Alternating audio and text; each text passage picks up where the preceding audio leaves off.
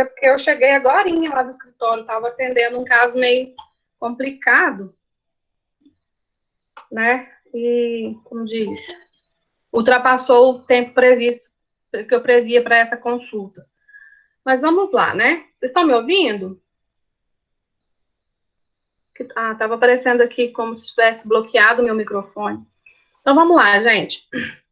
Nós vimos na primeira aula a respeito da evolução histórica do direito das sucessões. E nós comentamos, né, que o direito sucessório foi um dos direitos, do ramo do direito civil, que mais sofreu alteração, assim como o direito de família, que nós vimos no semestre passado. Então, essa evolução, ela é uma consequência, né, dessas alterações, do meio social em que vivemos, que interviu diretamente no nosso sistema civil como um todo. Né? Então, acaba que muitas coisas que foram alteradas, ainda não houve tempo suficiente para que houvesse alteração legal do texto da lei. Porém, essas alterações já estão vigendo. Então, o intuito do direito das sucessões no direito romano, era dar continuidade aos cultos, né? Os cultos religiosos, os cultos domésticos, que era um ritual, era um costume, né? No meio do direito, né? Que existia ali no direito romano, sendo que a pessoa que não tinha filhos, né? A pessoa que não tinha descendentes, ela era uma pessoa desgraçada, né? Era uma pessoa que não ia ter como dar continuidade nos cultos. Eles nem pensavam em descendência biológica. É mais relacionado né, a propagação, a continuação do culto aos antepassados, o culto doméstico, que já fazia parte, né, da cultura do direito romano. O direito das sucessões está atrelado também à questão do direito das coisas, né? Quando nós vimos o direito de propriedade, que é um direito fundamental que está arraigado, alicerçado na Constituição Federal, né? Então, esse direito de propriedade também era uma preocupação, né?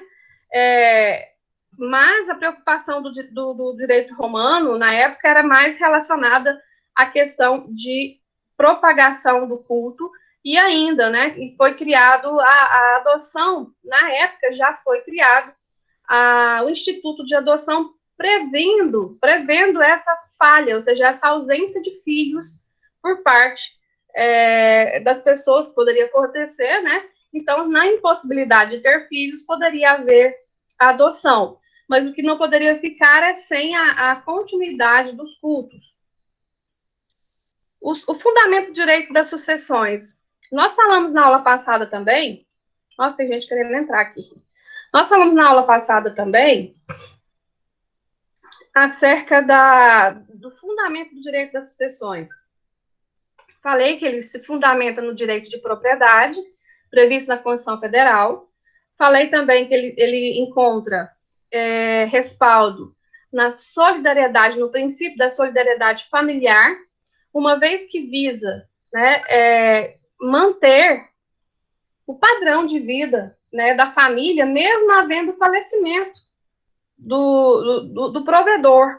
Então, um dos princípios norteadores do direito das sucessões a princípio, o direito de propriedade, também o princípio da solidariedade familiar, e o direito à herança também é considerado um direito fundamental previsto na Constituição Federal, no artigo 30 da Constituição Federal, assim como o direito de propriedade.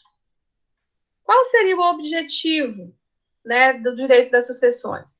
Os objetivos, gente, nada mais primeiramente, dar perpetuidade ao patrimônio da família, do decúbito, né? Essa pessoa, ela, querendo ou não, quando ocorre a sucessão, ocorre uma substituição, uma subrogação. Então, os herdeiros, eles assumem o lugar do falecido. Né? E se eles assumem esse lugar do falecido, então, ele vai o quê? Ele vai perpetuar o patrimônio que foi amealhado por esse falecido, por esse decúbito, no decorrer de sua vida.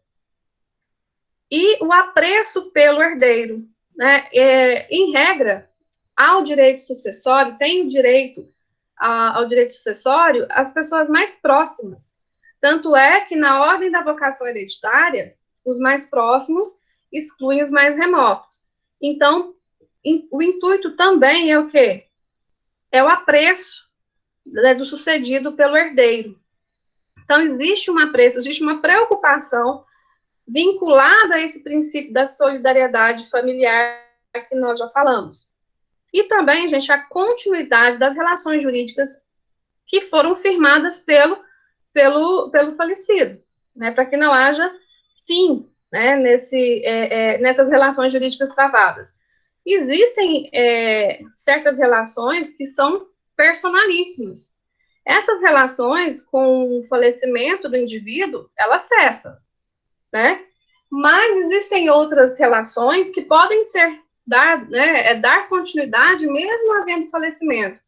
Um exemplo disso é contratos, né? Nos contratos, muitas vezes, se descreve o quê? A possibilidade de dar continuidade pelos herdeiros, que o herdeiro assumirá o lugar se porventura o contratante ou contratado vier falecer.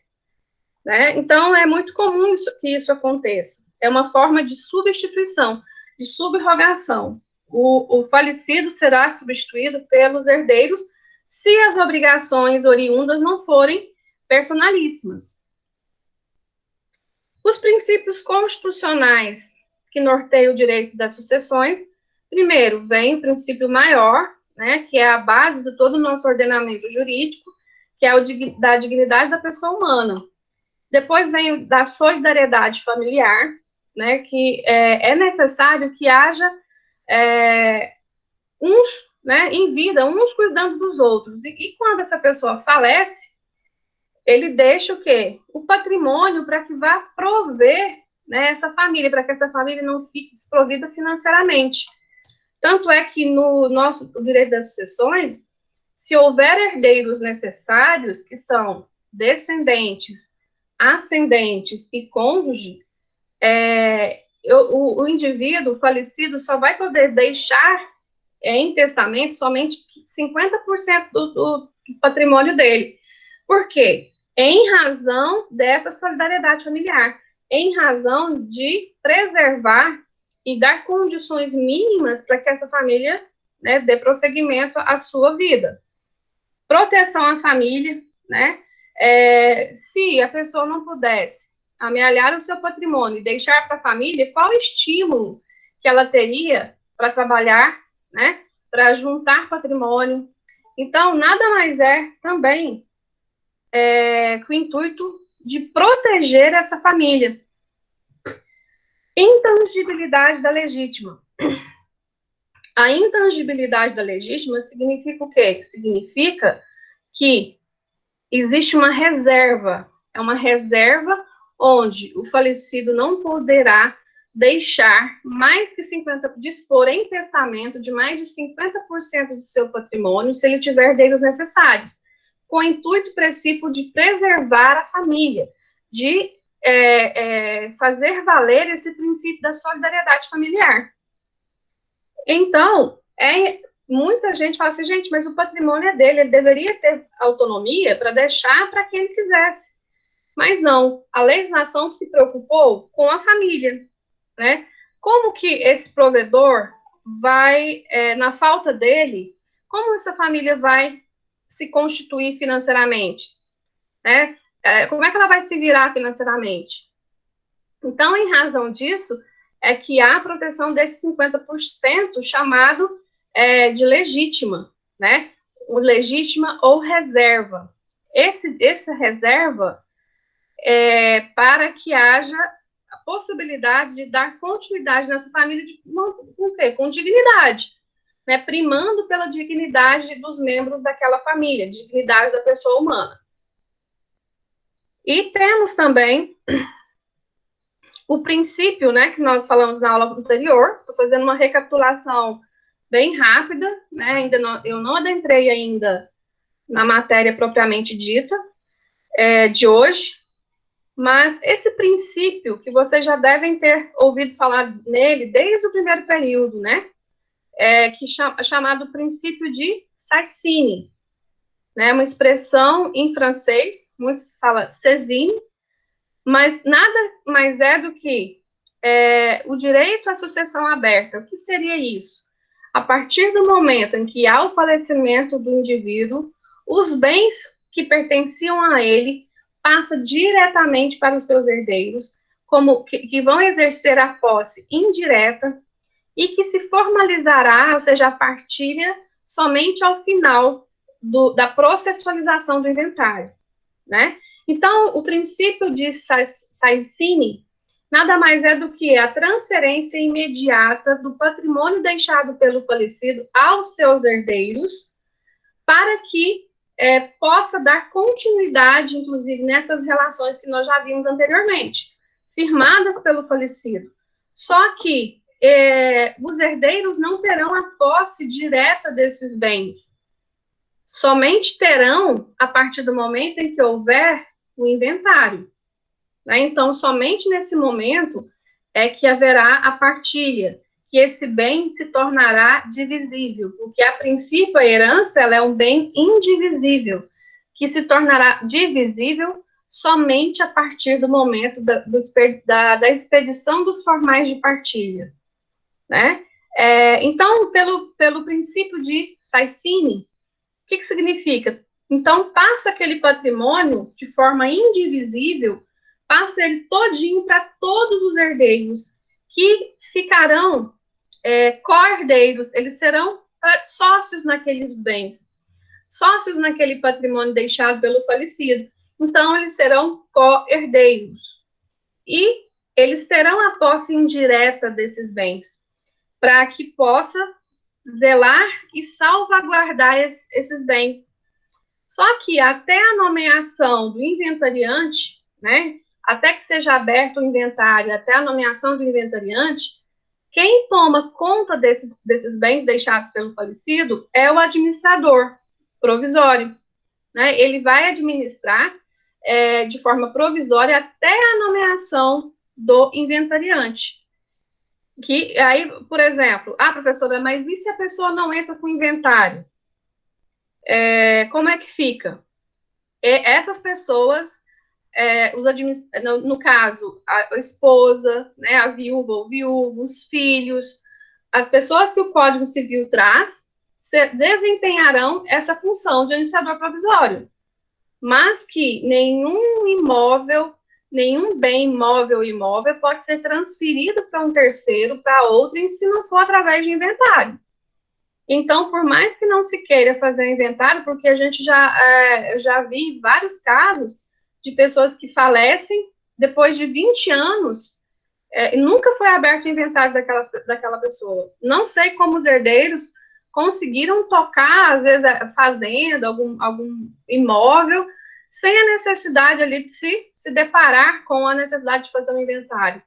Em regra, eles vislumbram essa necessidade quando decidem vender esse imóvel, né? Porque para que haja possibilidade de venda, quem compra quer que passe para o nome, né? Para o nome de quem adquiriu aquele bem. Então, nesse caso, se não for através de um inventário ou arrolamento, não vai ser possível, né? Não será possível. Então, deve-se observar que vai ser necessário, uma hora ou outra, gente, vai ser necessário abrir o inventário desse indivíduo. Por quê? Porque não tem como transferir imóveis para outrem se não for através do processamento do inventário, ou de um arrolamento, né, o comum ou o sumário. Mas deve haver esse requisito, ele é imprescindível, ok? Alguma dúvida até agora? Eu estou falando só mesmo da aula passada. Eu acho que a maioria já estava presente na aula passada, né? Bom. Ó a fumação. Pegando fogo aí. Luiz Felipe, tem alguma coisa pegando fogo aí. Vamos lá, gente. Existem... Que isso, gente? Que horror. Não, é narguilé, não é não? É maconha? Não, ele não tem, ele não faz isso. Quem falou que é maconheiro? Jean, olha. Vamos lá, gente, vamos para nossa aula. Bom, então nós temos duas. Agora sim, nós iremos adentrar no tópico da nossa aula de hoje. Existem duas espécies de sucessões: a sucessão legítima e a sucessão testamentária. A sucessão legítima é aquela decorrente de lei. Então, a lei, ela impõe a forma de suceder. E essa imposição legal, ela está prevista no artigo 1829 do Código Civil, onde a lei traz quem são os herdeiros, nomeados por lei do falecido. Então, a sucessão legítima é aquela que decorre da lei, é aquela que decorre que está prevista, no artigo 1829 do Código Civil. E a testamentária? A sucessão testamentária é aquela que decorre da manifestação de vontade do falecido. Na realidade, é a última manifestação de vontade do falecido, né? No sentido de que aquele patrimônio, né, seja destinado para a pessoa que ele indicar no testamento. Sendo que pode ser que haja concomitantemente a sucessão legítima testamentária. Vamos supor que o indivíduo que vem a falecer tinha herdeiros necessários, ele tinha filhos, era casado e tinha filhos, mas ele fez um testamento deixando o seu patrimônio para uma sobrinha, um sobrinho. Nesse caso, haverá de forma concomitante a sucessão legítima, que é a decorrente de lei, e a testamentária, desde que não fira o quê? Os 50%. Né? Se ele se ateve a disponibilizar para a sua sobrinha ou para o seu sobrinho até 50%, esse testamento terá validade. Se for superior a 50%, vai ter que acontecer o quê? Uma diminuição nesse percentual que foi realizado através de testamento para que haja uma adequação e que possa também ter validade esse testamento, essa declaração de última vontade do falecido. Então, gente, nós temos essas duas espécies de sucessão, a legítima e a testamentária. Então, essa proteção dos 50%, né, dos 50% se o falecido tiver herdeiros necessários, se chama também legítima ou reserva. Então, nós temos aí essa reserva para que essa família possa subsistir e possa viver com dignidade, mesmo após o falecimento do indivíduo, né? Então, vamos lá. Eu quero achar aqui no artigo que fala da sucessão legítima, né? 1829. Assim fala, a sucessão legítima defere-se na ordem seguinte. Primeiro, aos descendentes em concorrência com o cônjuge sobrevivente, salvo se casado este com falecido no regime de comunhão universal ou no da separação obrigatória de bens, artigo 1640, parágrafo único, ou se, no regime da comunhão parcial, o autor da herança não houver deixado os bens particulares. Essas peculiaridades de espécies de regime de bens, isso nós teremos numa aula específica, porque isso aqui é bem complexo. O que eu estou querendo demonstrar é que existe o quê? Uma sucessão legítima, existe uma ordem de vocação, a ordem da vocação hereditária. Em segundo, né, são os ascendentes em concorrência com o cônjuge. Depois vem ao cônjuge sobrevivente e, posteriormente, aos colaterais. Então, até os colaterais, eles poderão herdar até o 4º grau, tá? O Código Civil de 16, ele previa até o 6º grau a possibilidade do colateral herdar. Hoje, o Código Civil de 2002, ele prevê até o 4º grau, né? Nós vamos também recapitular aquelas espécies de grau de parentesco, linhas, né? Isso tudo também nós vamos fazer uma recapitulação. E o princípio de Saicine está previsto no artigo 1784. Luiz Felipe, em questão de testamento, qualquer pessoa pode entrar no testamento? Deixa eu ver aqui. Ou existe restrição? Como assim qualquer pessoa entra, pode ser? Qualquer pessoa pode ser beneficiada pelo testamento. Mas se você quer dizer, provavelmente, é que qualquer pessoa pode intervir, né? No testamento realizado, é isso? Isso, não. Não é qualquer pessoa, é a pessoa, em regra, que seria beneficiada com aquele testamento. Entendeu? Então, existem pessoas específicas para que possa entrar com uma ação anulatória, né, de testamento, para tentar invalidar esse testamento realizado pelo falecido. Não, né? Eu tô com... no caso, gente, o testamento, ele é o quê? Uma manifestação de última vontade do falecido, sendo que a partir do momento em que houver herdeiros necessários, ele tem que se ater à questão dos 50% do patrimônio, ou seja, ele não pode deixar em testamento, se ele tiver herdeiros necessários, percentual superior a 50%. Senão vai ter que haver o quê? Uma diminuição, um abatimento, onde que vai haver? No testamento, né? Então, no testamento haverá. Então, quem que vai entrar com essa ação? Ou se, né, vai entrar quem? Os herdeiros necessários, né? Então, os herdeiros necessários teriam competência para fazê-lo. Vamos lá, vamos prosseguir. Eu respondi a sua pergunta, Luiz? Sim? Bom.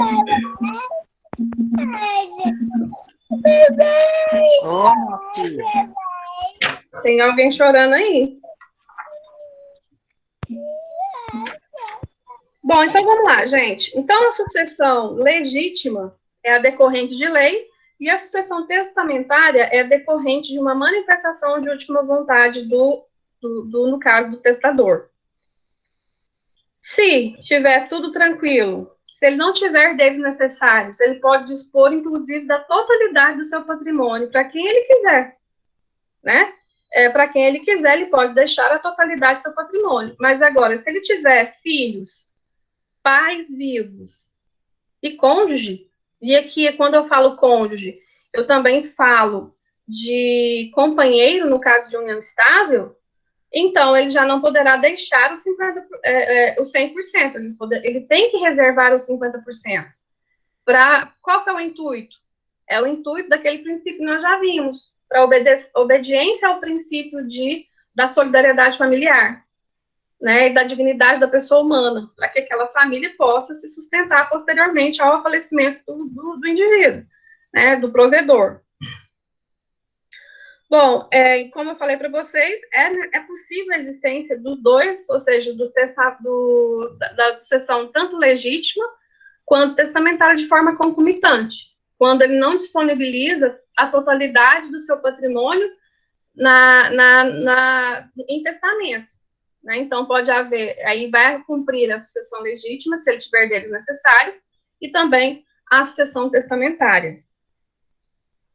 Ok? Então, nesse caso, gente, o testamento, lembrando que nós, né, no Brasil, mais precisamente aqui na nossa localidade, as pessoas, elas não têm o hábito de fazer testamento, né? Ninguém quer pensar na morte. Às vezes a pessoa faz outro investimento, né? Mas não faz um testamento. Então, existe uma relutância grande com relação à aplicação né, a adoção, no caso da sucessão testamentária, porque as pessoas realmente têm né, um temor à morte, né, tem medo de que a partir do momento que fizerem um testamento, já estão ali, né, prenunciando ali, como funcionaria como um mau agouro. Mas é necessário que as pessoas, né, tomem conhecimento do teor dessa possibilidade de se fazer o testamento, para que haja uma simplificação maior, né, para que haja, quando o falecimento não houver tantos empecilhos e haver uma possibilidade de desburocratizar, né, esse processo de inventário, que se for necessário correr no Poder Judiciário, ou seja, judicializar o inventário, ele tem fases processuais específicas e longas e duradouras.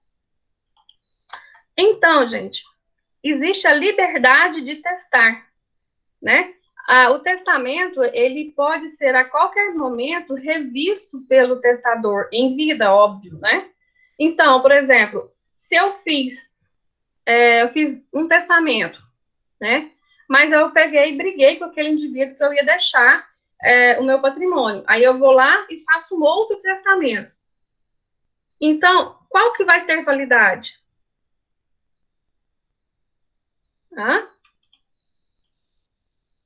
O último. Então, é uma declaração de última vontade. Então, se eu fiz 3 testamentos em vida, qual vai ter validade no momento que houver o falecimento? O último. É uma declaração de última vontade. O último. Então, mesmo que aquelas pessoas contempladas nos 2 testamentos anteriores não sejam nesse último, ele vai ter validade, né? Uma vez que foram observadas todas as regras e exigências para que se possa confeccionar ali um testamento, porque existem regras, né? Para cada espécie de testamento, que nós temos 3, existem requisitos específicos e devem ser cumpridos. E o testamento também, ele tem que ser levado ao Poder Judiciário quando houver o falecimento do indivíduo. Então, gente, a possibilidade de livre disposição, né, pós-mortem do patrimônio. Então, ali, essa liberdade de testar. Lembrando que o testamento, ele é revogável a qualquer momento. Por quê? Por outro testamento. Por isso que vai ter validade o último testamento, caso ele tenha feito mais de um, né, o falecido, vai imperar a vontade do último. E tem uma limitação, né? A limitação é a metade do patrimônio se houver herdeiros necessários. Artigo 1789, assim preconiza, havendo herdeiros necessários, o testador só poderá dispor da metade da herança. Então, o artigo 1789 prevê que, se houver herdeiros necessários, deve-se dispor somente da metade da herança, tá? Então, se você tem intenção de deixar uma herança para uma pessoa que não é vinculada ali no seu meio, né, não é sua família, então você vai ter que providenciar um testamento. Tem que registrar o testamento no cartório? Existem 3 espécies de testamento, Luiz. Nós temos o testamento particular, o testamento público e o testamento cerrado. São as 3 formas ordinárias de se elaborar um testamento. Esse testamento particular, ele não tem tantos requisitos, mas o número de testemunhas dele é maior, porque ele não tem necessidade de ser registrado em cartório. É o único que não tem. Os outros 2, já sim, devem ser, ou seja, eles têm que ser feitos no cartório. O tabelião que irá, inclusive, ler em voz alta todo o teor do testamento, né, para o testador. Então, nesse caso, tanto o testamento cerrado quanto o testamento público, ele é feito em cartório pelo tabelião e deve haver também a presença de testemunhas, ok? Então, e todos têm que ser levados em juízo, para que o juiz, o Poder Judiciário, possa averiguar se houve cumprimento dos requisitos para a confecção daquele testamento e também para visualizar se foi observada a legítima, que é a reserva dos 50% para os herdeiros necessários, se houver. Então, todos vão ser levados ao Poder Judiciário para que possa ser aberto e cumprido e com o respaldo e a fiscalização do Poder Judiciário. Ok?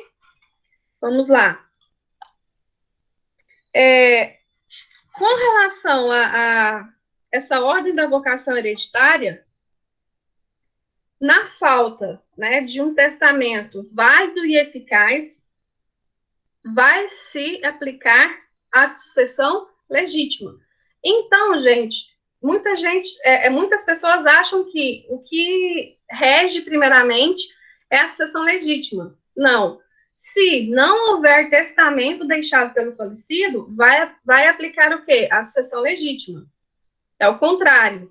Porque se essa pessoa deixou um testamento, ela também tem que ser levada, né, esse testamento deverá ser levado ao Poder Judiciário para que seja cumprido, né? O testamenteiro irá cumprir o teor do testamento, ok?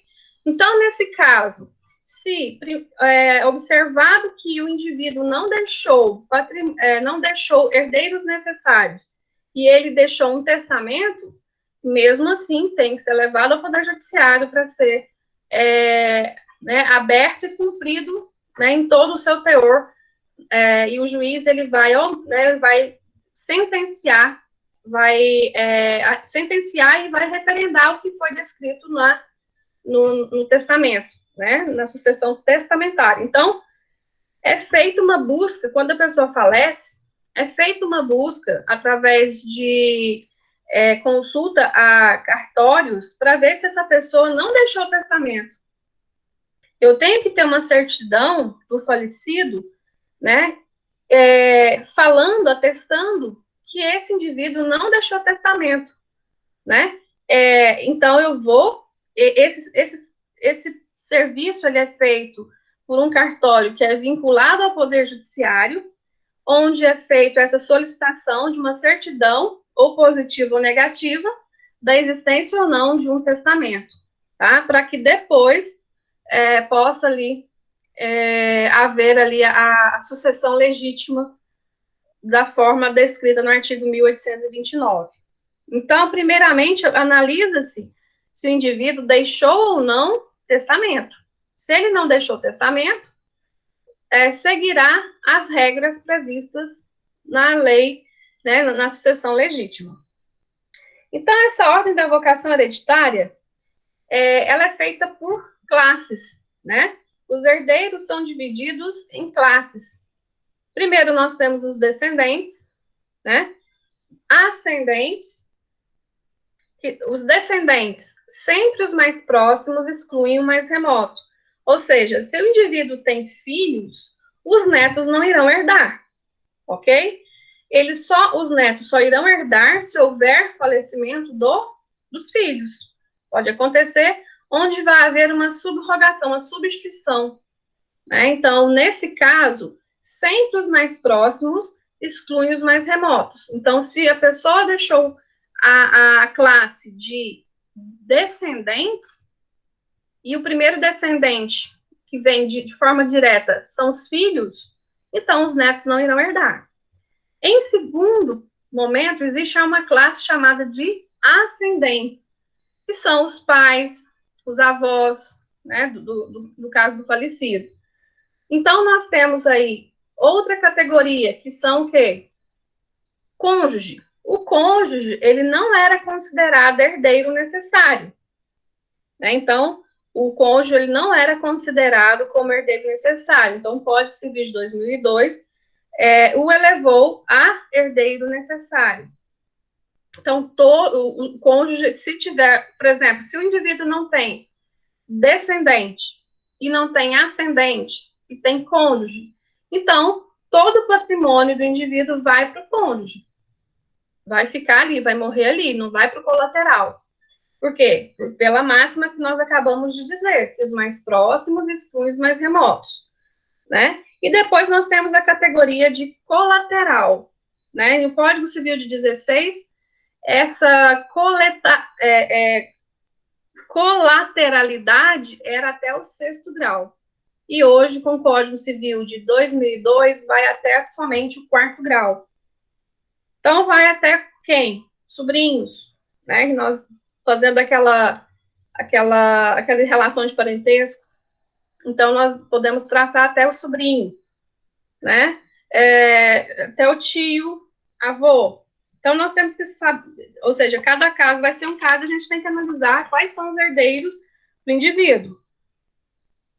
Então, o cônjuge, ele passou a ser herdeiro necessário, né? Porque, a gente, era muito injusto, tá? Muito injusto. Porque eu já acompanhei uma vez um caso onde o indivíduo não tinha filhos, né? Mas tinha mãe. E ele tinha uma esposa. E, sob a égide do Código Civil de 16, o que acontecia? Ia para a mãe. O cônjuge, ele não era considerado herdeiro necessário. Ele ficaria com meação. Existe diferença entre meação e herança. A meação, ela é o quê?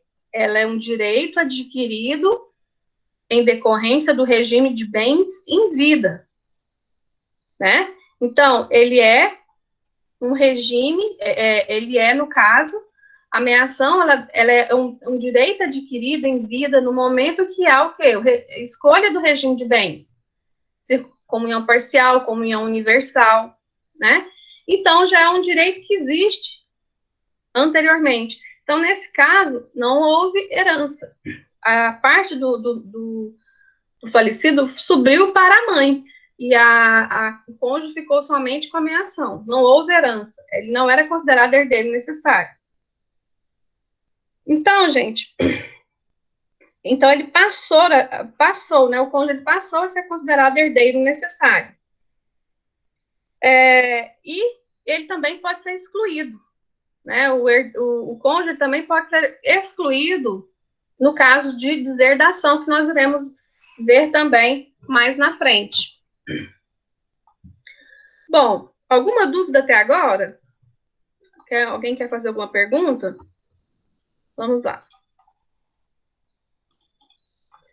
Bom, onde que vai ser aberto, né, o lugar da sucessão?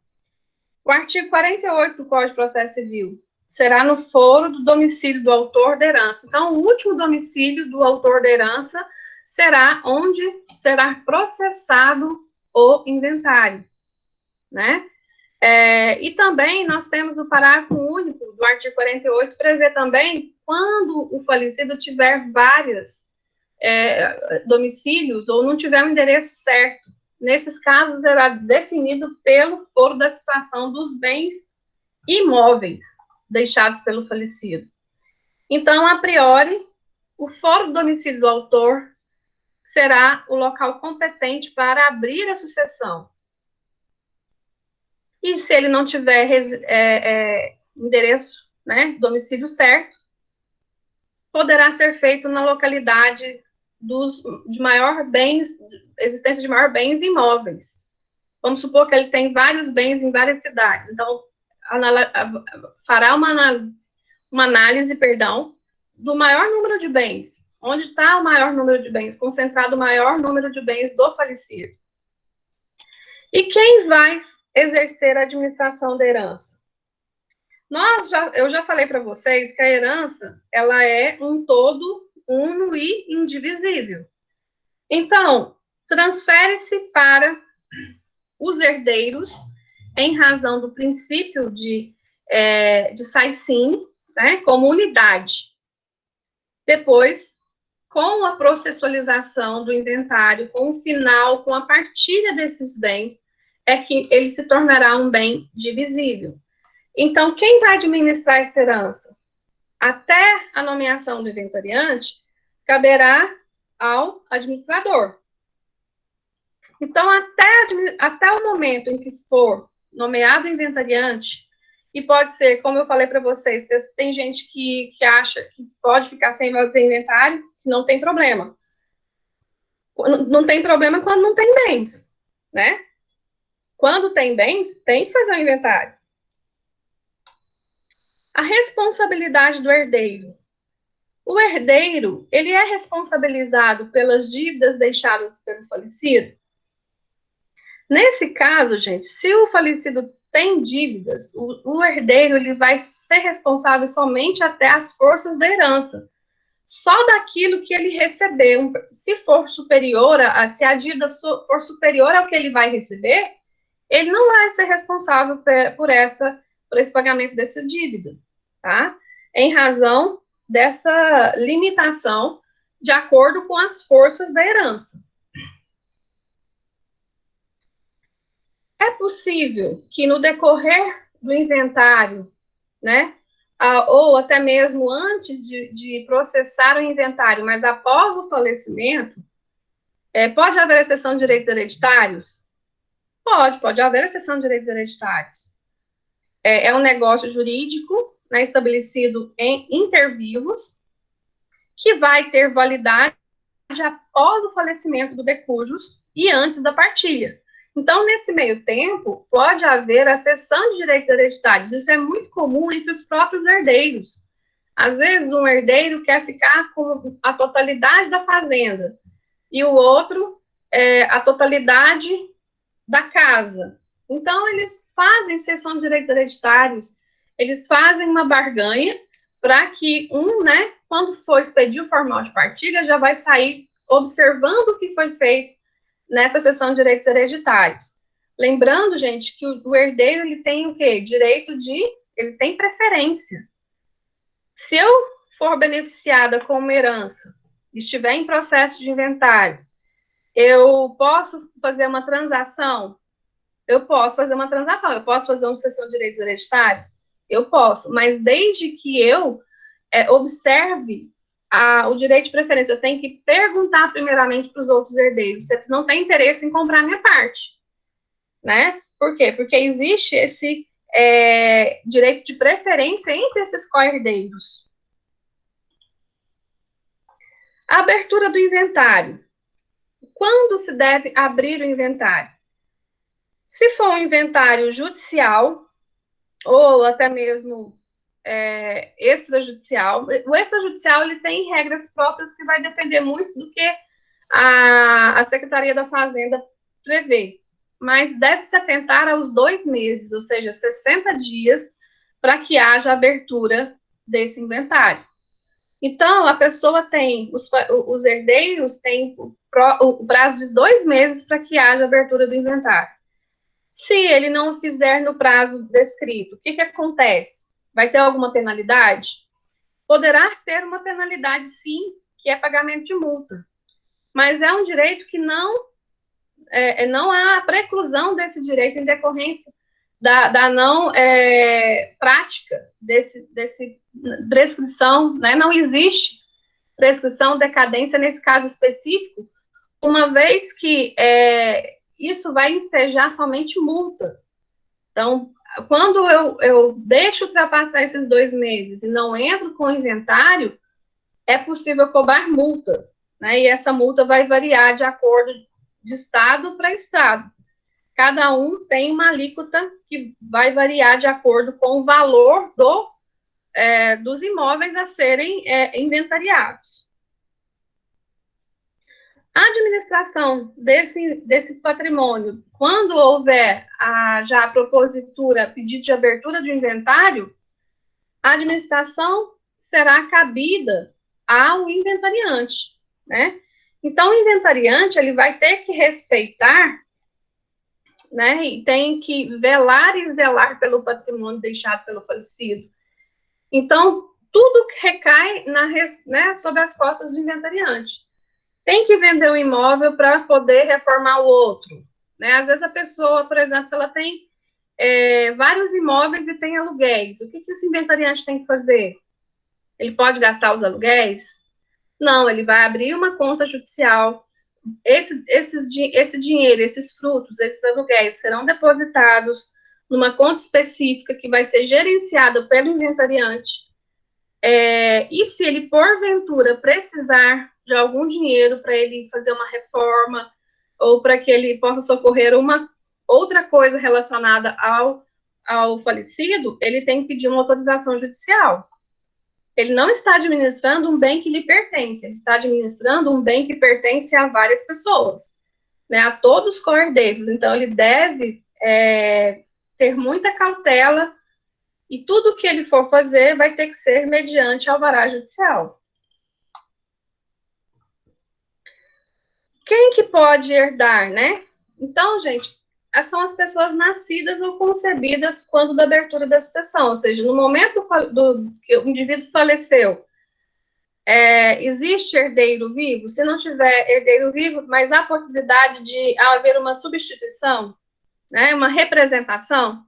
Se houver, beleza. Por exemplo, pode ser que um indivíduo faleceu e deixou 3 filhos, mas destes 3 filhos, um faleceu e deixou 2 filhos. Então, esses 2 filhos irão representar esse que faleceu. Né? Então, a herança vai ser dividida em 3 partes, porém, uma delas vai ser dividida em 2 partes. Ok? Legitimação na sucessão testamentária também abrange pessoas jurídicas e pessoas não concebidas, desde que ela tenha um tempo, né? Tem que ser nascida após 2 anos da abertura, sob pena de não poder herdar mais. Então, com relação à sucessão legítima e testamentária, tem alguma dúvida? Pode fazer perguntas. Não tem pergunta, não? O meieiro paga a dívida também ou só o herdeiro? Bom, nesse caso, quem vai pagar, os herdeiros pagarão a dívida. A dívida, sim, no caso, é o imposto, né, que você está falando. Não entendi, a dívida é descontada quando se faz inventário? Não, se ele tem se o indivíduo, se o falecido deixou um débito muito maior que o crédito, então, ele não, no caso, o herdeiro, ele não pode responder acima do que ele recebeu. Ele vai responder somente com as forças da herança. Ele não vai ser responsável ter que tirar do patrimônio próprio dele particular para arcar com a dívida do falecido, do pai ou do irmão que faleceu, entendeu? O meieiro paga a dívida também ou só o herdeiro? Bom, o meieiro, nesse caso, só os herdeiros. Mas pode ser que o meieiro seja também herdeiro. Né? Alguns tipos de regime de bens, ele pode haver tanto a figura do meieiro, ou seja, a viúva pode ser meieira e ela pode ser herdeira também. Como herdeira, ela é responsável pelas dívidas deixadas pelo falecido. Existe antecipação de herança? Seria uma antecipação de legítima, né? Eu posso já fazer doação em vida, né? Aí, agora, existe o quê? Existe no direito sucessório a figura da colação. Vamos supor, por exemplo, que o indivíduo tenha 3 filhos, né? E ele pega e faz uma doação para um dos filhos enquanto em vida. Ele pega e doa uma casa para ele morar, entendeu?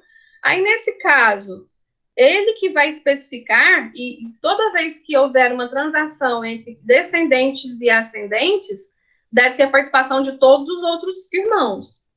Se ele deixar escrito que não é necessário trazer aquele bem para colação, o que é colação? Colação significa que todos os bens que foram antecipados têm que compor um monte para que seja redistribuído e redividido.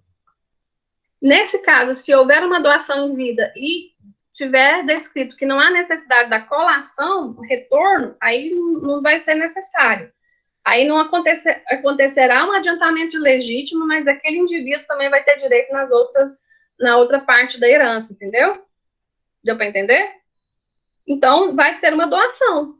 Então, o imposto que vai ser pago nesse caso vai ser uma doação, então, inter vivos, né? O imposto a ser recolhido é inter vivos, ou doação inter vivos. Então, nesse caso, que muitas vezes é um imposto bem salgadinho, bem caro, né? E com a ressalva que todos os outros herdeiros, irmãos daquele indivíduo, terão que participar e anuir naquela doação. Até compra e venda, né, entre herdeiros, descendente e ascendente, deve ter a participação de todos os outros, para não haver a possibilidade de adiantamento de herança, sem anuência de todos, né? Então, gente, existe as dívidas do falecido. Se ele vai pagar as dívidas do falecido, você perguntou, Adriele, o que foi? Ah, tá, entendi. A complementação da pergunta anterior, né? Bom, então, gente, vamos passar para o próximo tópico nosso, que é sucessão universal, a título universal e sucessão singular. É que nós também falamos um pouquinho na aula anterior, mas nós não aprofundamos nesses tópicos aí de sucessão. Um momentinho que eu vou compartilhar com vocês a outra tela, tá?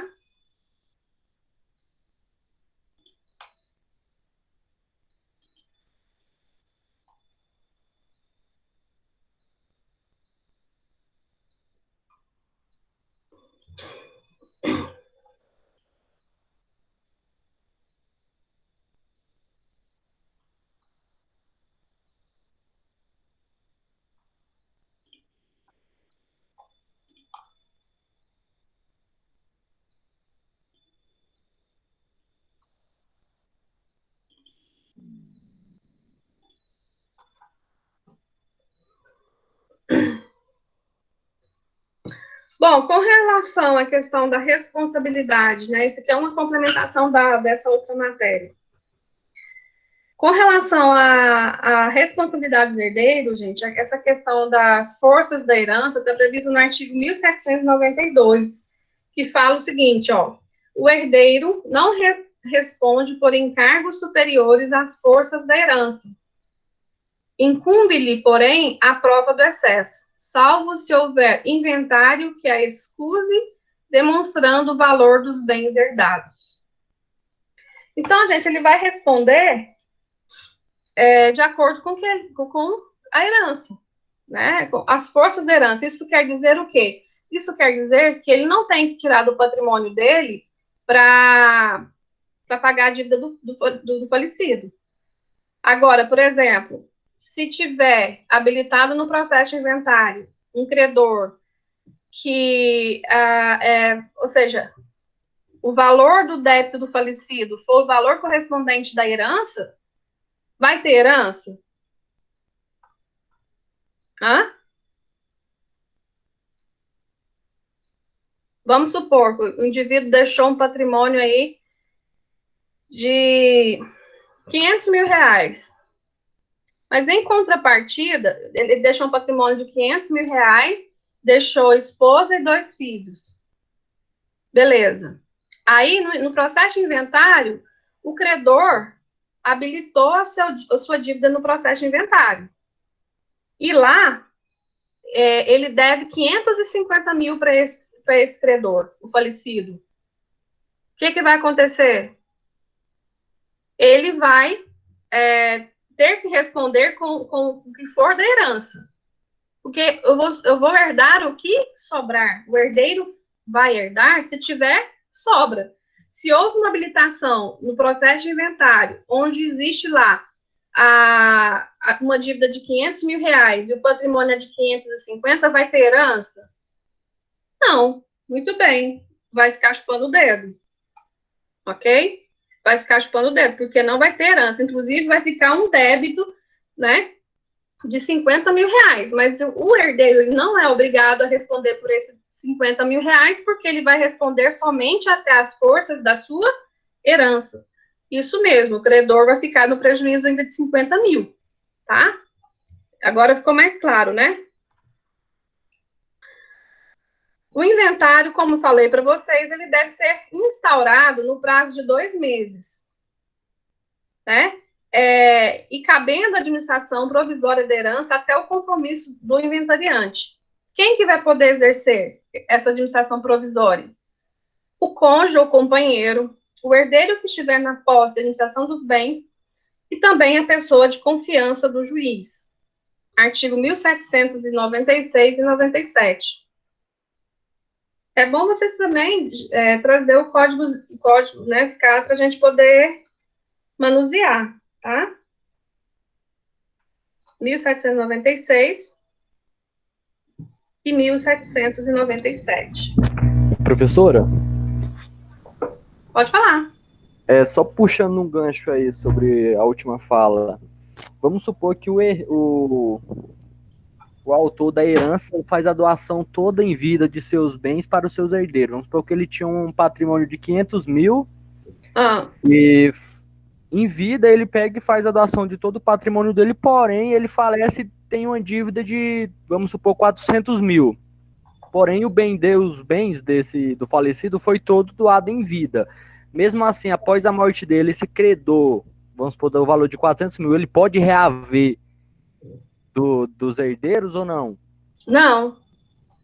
Se foi feito em vida e foi tudo definido em vida, não sobrou bens, o credor vai ficar com um prejuízo.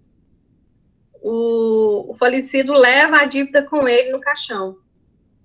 Entendeu? Outra pergunta também. Vamos supor que fica tudo com relação ao testamento, sem vida, a herança, a partilha. Só que ele tem um patrimônio de 500 mil e tem uma dívida de 500. Porém, o credor tem ciência dessa morte dele bem futuro. Vamos supor, 2 anos após a morte, que ele tem dívida que o cara faleceu e só que os bens já foi tudo partilhado. Como é que funciona essa questão? O credor pode reaver esse patrimônio ou mesmo antes da partilha o juiz já procura se tem dívida no nome do falecido? O que acontece? No processo judicial de inventário, né, no inventário judicial, existe a possibilidade, inclusive, do indivíduo que é credor, ele mesmo propor pedir abertura do inventário, porque é a última possibilidade dele receber, concorda? Correto. Então, nesse caso, passado esse momento, ele posteriormente não pode vir querer anular e desfazer toda a partilha que foi realizada, porque no momento oportuno ele não agiu, entendeu? Então ele não pode. Agora, se, por exemplo, se porventura descobre um filho, aí já é uma coisa totalmente diferente. Né? Ficou um filho para trás, né? Resumidamente é isso. Aí é totalmente diferente, vai ter que rever toda essa partilha que foi feita. Mesmo assim, tem um prazo. Não é para sempre, né? Porque, imagina, então você nunca, como herdeiro, receberia nada de forma definitiva, ficaria sempre na iminência de que um herdeiro pudesse aparecer e ter que refazer a partilha. Mas nesse caso, se o credor comeu, né, dormiu no ponto, infelizmente ele vai ficar com sinto muito. Qual que é o prazo? O prazo, salvo engano, acho que é o prazo máximo do Código Civil, que é 10 anos. Entendi. Porque era 20, né? O prazo máximo passou para 10. Salvo engano, esse é o prazo. Porque o direito de reconhecimento de paternidade, ele é imprescritível, né? Porque se trata de um direito de personalidade, né? Garantia, com todo o respaldo constitucional, garantia legal. Porém, o direito à herança, ele prescreve. Ok? Podemos continuar? Vamos lá, nós estávamos falando a respeito da administração provisória, né? Então, o artigo 1797, ele fala o quê? Até o compromisso do inventariante, a administração da herança caberá sucessivamente, inciso 1, ao cônjuge ou companheiro, se com o outro convivia ao tempo da abertura da sucessão, ao herdeiro que estiver na posse e administração dos bens, se houver mais de um nessas condições, ao mais velho, ao testamenteiro e a pessoa de confiança do juiz, ou na falta ou escusa das indicadas nos incisos antecedentes, ou quando tiverem de ser afastada por motivo de grave levado ao conhecimento do juiz. Então, gente, de todo jeito, a herança ela não fica desprovida de um administrador. Mesmo quando não tiver o inventariante, porque para que seja nomeado inventariante, é necessário entrar com o processo, né? O processo de inventário, como é que é feito? A pessoa faleceu. Eu tenho 2 meses para entrar com o pedido de abertura de inventário.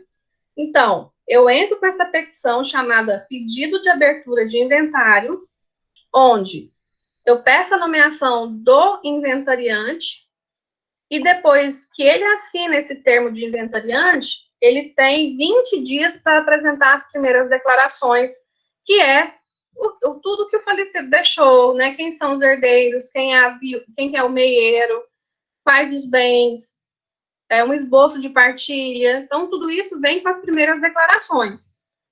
Então, depois de no máximo de 2 meses, não que seja o prazo fatal, porque eu posso propor o inventário mesmo depois dessa data de 2 meses, a única penalização vai ser o quê? Pagamento de multa em cima do ITCD, que vai ser pago, né? Então, obviamente, em cima do ITCD, consequentemente, em cima do valor dos bens. Então, nesse caso, depois de nomeado o inventariante, o inventariante ele tem 20 dias úteis, né, porque os prazos são contados em dias úteis, para ele apresentar as primeiras declarações. No caso, o quê? O inventariante. Mas até lá, se não tiver inventariante, quem vai ficar na administração dos bens?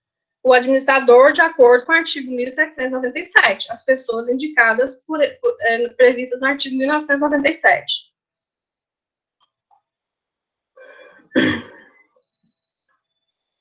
Bom, a vocação hereditária. Legitimação passiva para suceder. Bom, a legitimação passiva, no caso, gente, quem pode receber herança? Né? Isso que é legitimação passiva. Quem vai poder suceder? Legitimam-se a suceder as pessoas nascidas ou já concebidas no momento da abertura da sucessão. Artigo 1798. Né? No caso, só não se legitima, portanto, as expressamente excluídas. Ressalvou-se o direito do nascituro por ser já concebido. Então, o nascituro, vocês lembram, né, que o direito civil 1, ele é o ser concebido, porém não nascido.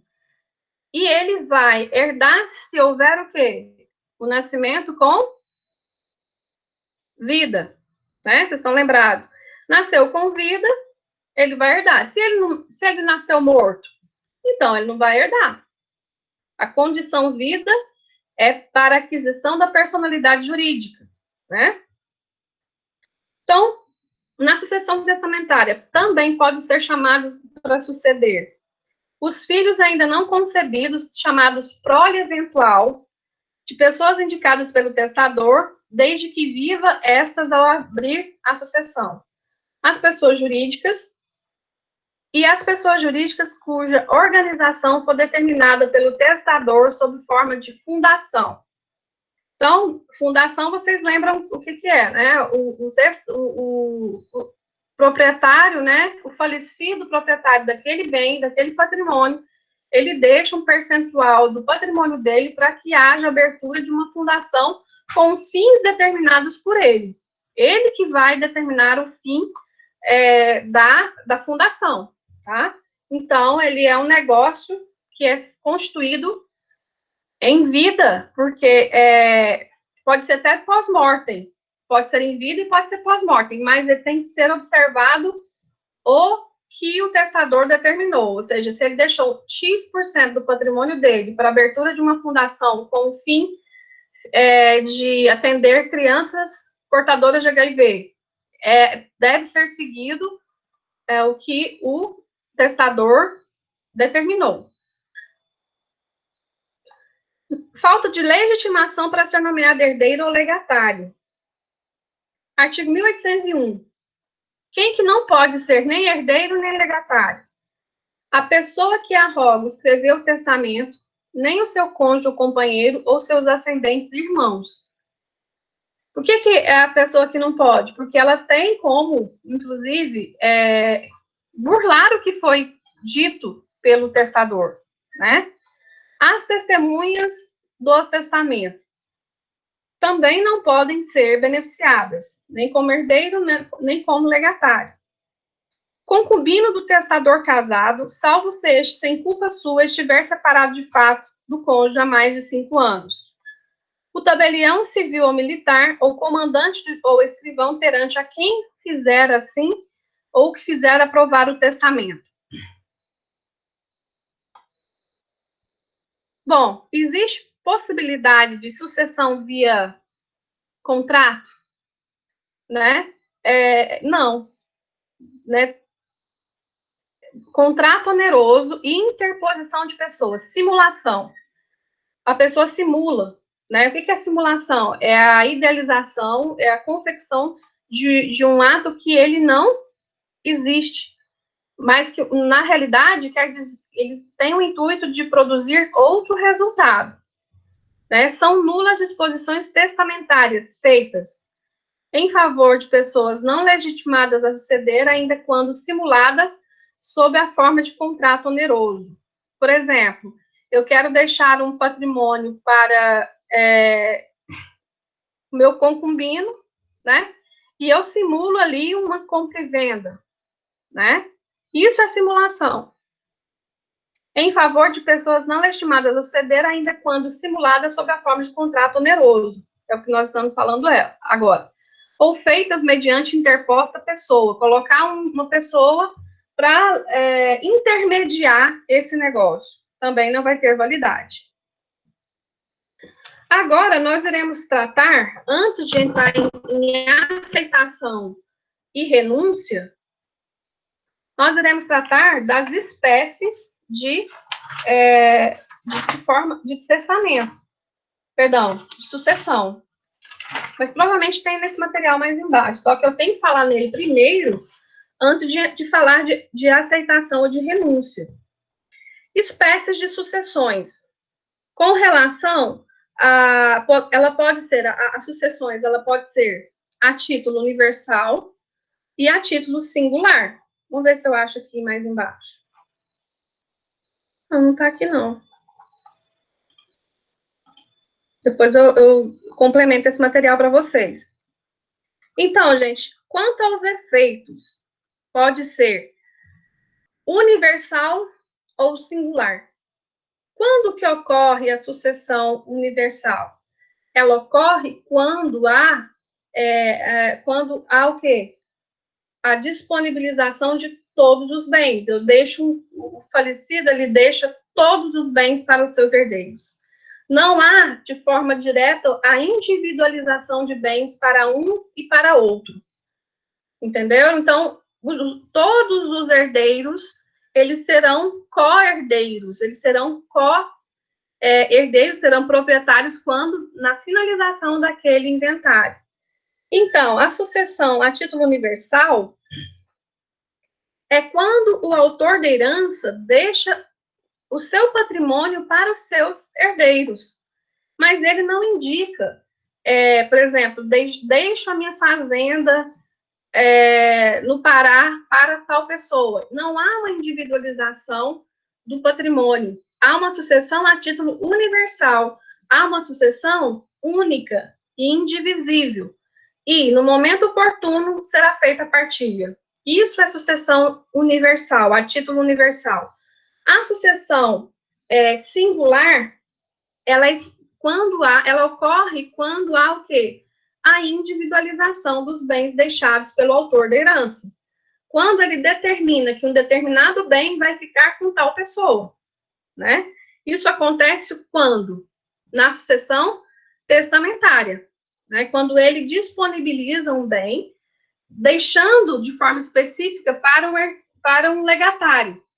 Então, nós temos os herdeiros, né? Quando eles recebem herança a título universal, e temos o quê? Os legatários, quando eles recebem a totalidade da herança, a herança de forma individualizada.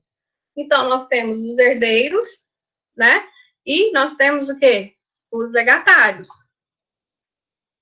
Então, a sucessão a título singular ou particular, né, está ligada à figura do testamento.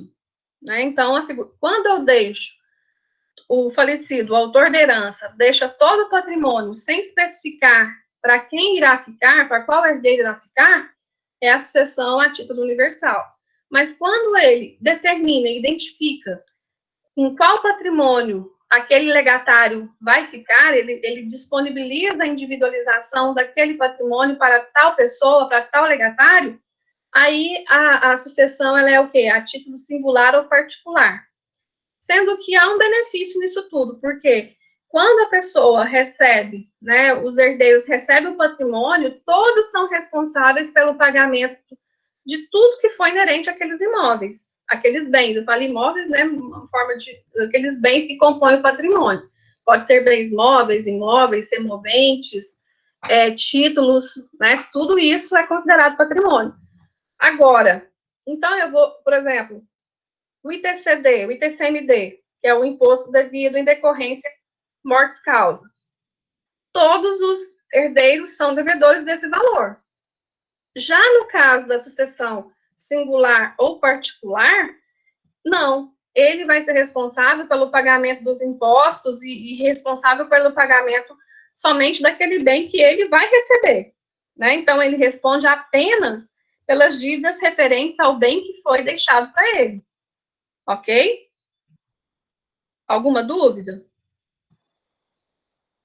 Então, gente, existe, então, no caso, os herdeiros e os legatários, né? Existe os herdeiros que vão receber a título universal, onde ele recebe a herança como um todo, né? Todos vão ficar sócios naquele patrimônio. Tanto é que o formal de partilha, ele sai em porcentagem, né? Igual para todos, entendeu? Só se houver uma cessão de direitos hereditários entre esses herdeiros para que possa haver uma diferença nesses formais de partilha. Mas, em regra, sairá da mesma forma. Por exemplo, se tem um indivíduo faleceu e deixou 2 filhos, uma esposa e 2 filhos. Então, ficou a viúva, 2 filhos. Se ele for casado pelo regime de bem, comunhão parcial, por exemplo, ela vai ser o quê? Meieira. Então, ele deixou um patrimônio de 1 milhão. E ele não tinha patrimônio antes de casar. Só depois que ele casou, que ele adquiriu esse patrimônio de 1 milhão. Então, ele não tem bens particulares. Ela vai ser o quê? A viúva, ela vai ser somente meieira. Ela não vai ser meieira e herdeira. Ela vai ser somente meieira. Por quê? Os outros 500 mil serão divididos entre os filhos. Então, se ela somente seria herdeira se ele tivesse bens particulares. Por exemplo, se nesse patrimônio de 1 milhão de reais, 400 mil ele tinha como bens particulares, ele já tinha aquele patrimônio. Ele já tinha uma casa antes de casar. Então, ela vai ser meieira nos 600 mil e vai ser herdeira nos 400 mil. Ou seja, os 400 mil vai ser dividido em 3. O cônjuge e os 2 herdeiros, os 2 filhos. E a parte que foi adquirida na constância do casamento vai ser dividida, a meação já é da viúva, né, que é 300, e os outros 300 mil vai ficar dividido entre os filhos, 150 para cada um. Entenderam? Gente, eu precisava tanto de um quadro para a gente fazer desenhinhos. Vocês entenderam? Essa questão do regime de bens ela é importante porque existe diferença no regime de comunhão parcial de bens, comunhão universal de bens. Por quê? Porque no regime de comunhão parcial de bens, o cônjuge sobrevivente, chamado cônjuge supérstite, ele só vai herdar se o falecido tiver patrimônio particular. Se ele já tinha aquele patrimônio antes dele se casar. Entenderam? Agora, na comunhão universal de bens, como o indivíduo vai herdar tudo, vai herdar o quê? Doações, vai herdar o quê, né? Eu estou falando assim, entra todo esse patrimônio, né? Se o falecido recebe uma doação de um parente, de um pai, entra, ela também vai ter direito à totalidade. Ela vai ter direito a tudo. Então, ela só é meieira. Então, na comunhão universal de bens, ela não vai concorrer com os filhos, né? Como herdeira, não. Ela vai ser somente meieira. Por quê? Porque ela já é meieira de tudo. Ah, não dou conta, não. Eu vou tentar usar esse pente aqui, tá? Mas a gente vai voltar nesse assunto e aí, com certeza, eu vou precisar de um quadro. Aí eu vou usar o pente. Ok? Mas isso eu estou adiantando para vocês o que a gente vai abordar nas próximas aulas. Por quê? Porque nesse caso existe diferença. E no caso da separação, ela é legal ou convencional? Nós já vimos. Ela também tem diferenças, né? E tem aplicação da súmula 377. Então, já é mais complexo. Mas com relação à comunhão parcial de bens e a comunhão universal de bens, essa é a grande diferença. Na comunhão parcial de bens, o cônjuge sobrevivente ele só vai ter direito como herdeiro se tiver bens particulares. Se não tiver bens particulares, ele vai ser somente meieiro. O microfone está ruim? Ah, tá. Então, eu pensei que estivesse falando comigo, desculpa. Então, nesse caso, no regime de comunhão parcial de bens, vocês me entenderam até agora? Essa questão do regime? Então, quando o indivíduo, o cônjuge sobrevivente, vai ser herdeiro? No caso do regime de comunhão parcial de bens.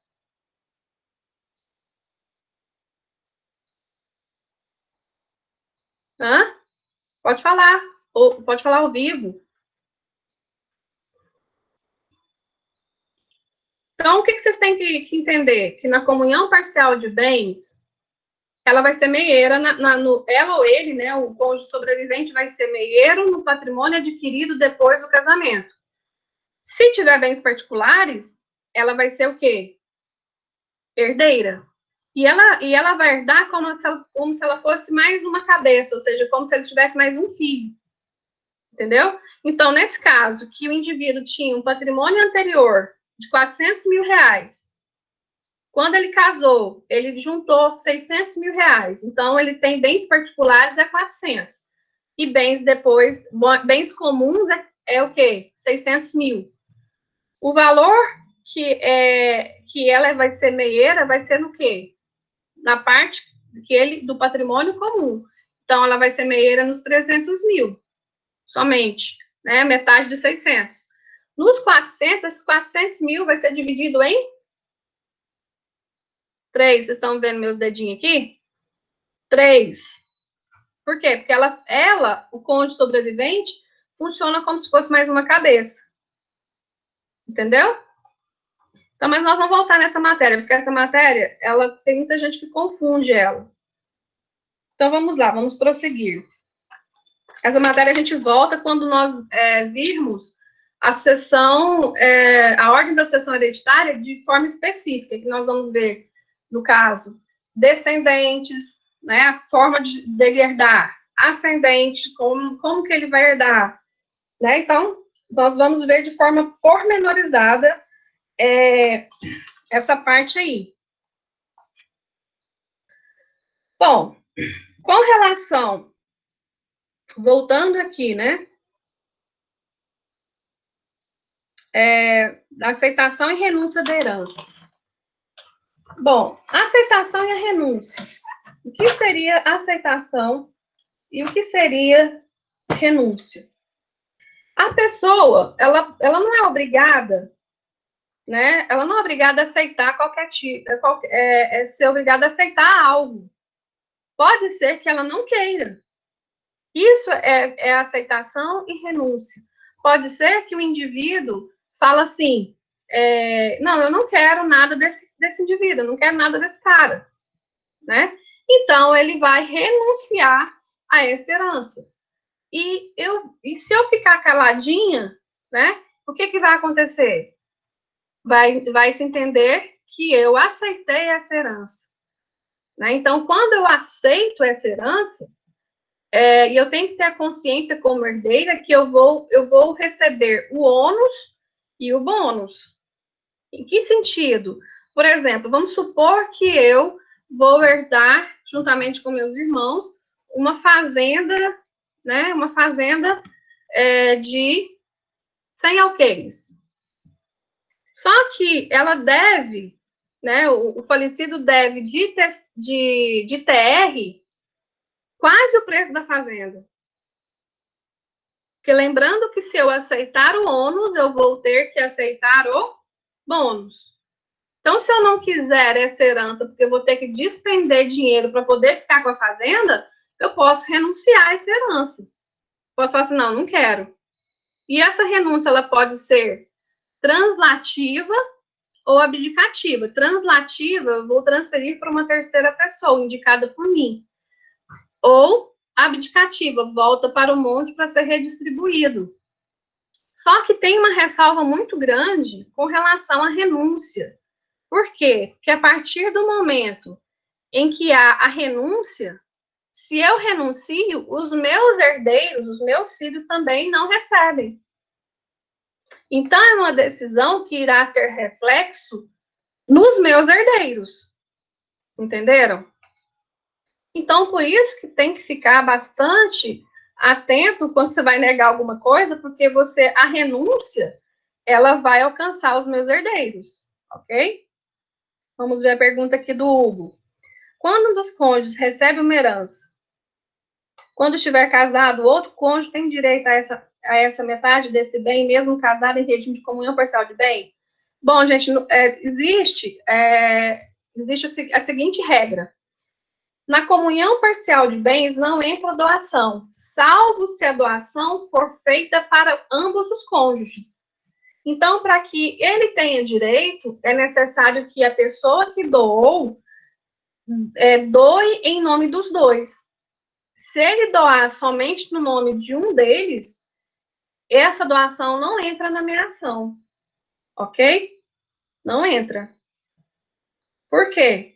Porque não foi feito de forma explícita que os dois seriam beneficiados. Agora, na comunhão universal de bens, as doações, heranças entram, tá?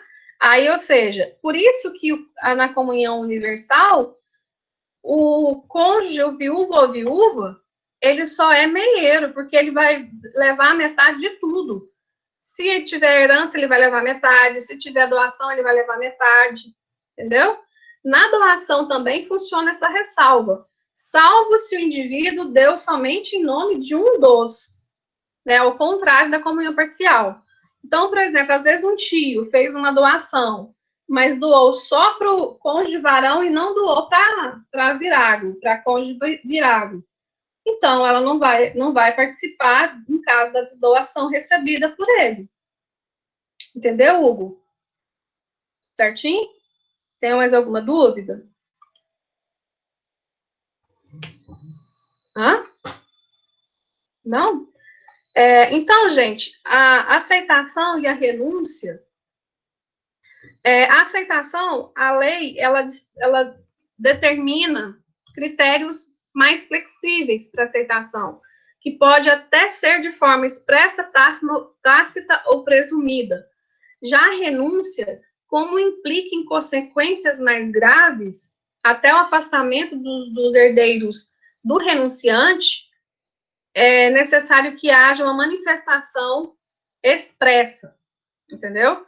Eu tenho que manifestar expressamente que se eu desejo ou não renunciar de forma expressa. Já na aceitação, ela pode ser de forma tácita ou presumida. No caso, se esse cônjuge que recebeu herança veio a falecer. Tá, beleza, mas ele recebeu herança nesse regime aqui, comunhão parcial de bens? Ele recebeu uma doação, um tio dele fez uma doação, se foi para os dois, entendeu? Se foi para os dois, ela vai ser meieira, ou ele vai ser meieiro. Agora, se não, ele não será. Então, se foi comunhão parcial de bens, então é necessário ver como que foi feita essa doação. Se a doação foi feita para os dois, beleza. Ele vai falar assim, ó, dou o imóvel tal para o meu sobrinho José Luiz e sua esposa. Então, houve indicação dela, né? Os dois. Nesse caso, ela vai, se ele falecer, ela vai entrar como meação para ela, tá? Agora, se não, se ele doou somente para o sobrinho dele, não para a esposa, então não haverá que entrar. Somente os herdeiros vão ter participação aí. Ela, como meieira, não vai ter participação. Ou ela ou ele, né? Entendeu? Tudo. Certinho? Beleza. Bom, gente, com relação à nossa aula de... Eu vou deixar aceitação e renúncia para a próxima aula, porque ela tem... A gente vai trabalhar na questão de o que é quais as características da aceitação, quais as características da renúncia. E vamos trazer a diferença sobre a indignidade, quais as consequências de uma e de outra. Então, na próxima aula, a gente retoma de aceitação e renúncia. E, caso vocês tenham alguma pergunta, também vocês podem comunicar comigo através do AVA, né? Se vocês quiserem deixar perguntas lá, porque tem avisos diretos para os professores, podem ficar à vontade, tá? E eu coloquei também uma jurisprudência para que vocês possam já estudar o que vem a ser renúncia, né? Uma jurisprudência para que vocês só analisem, não precisa fazer nada, só para que vocês possam, na próxima aula, já entender do que realmente vem a ser aceitação e renúncia, tá bom? Então, alguma dúvida? Tá tranquilo? Estão compreendendo bem? Porque eu estou sentindo falta do quadro, né? Mas boa sugestão do aluno, né? Quem falou foi o... Esqueci aqui.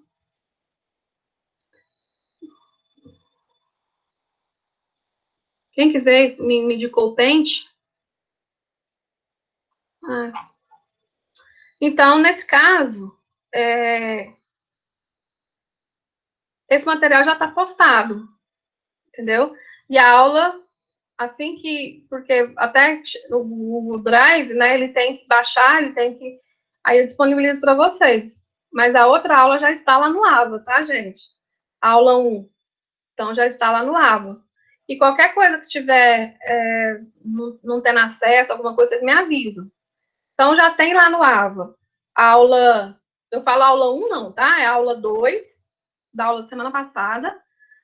E tem o material de apoio. Dessa aula de hoje, eu já postei o material também.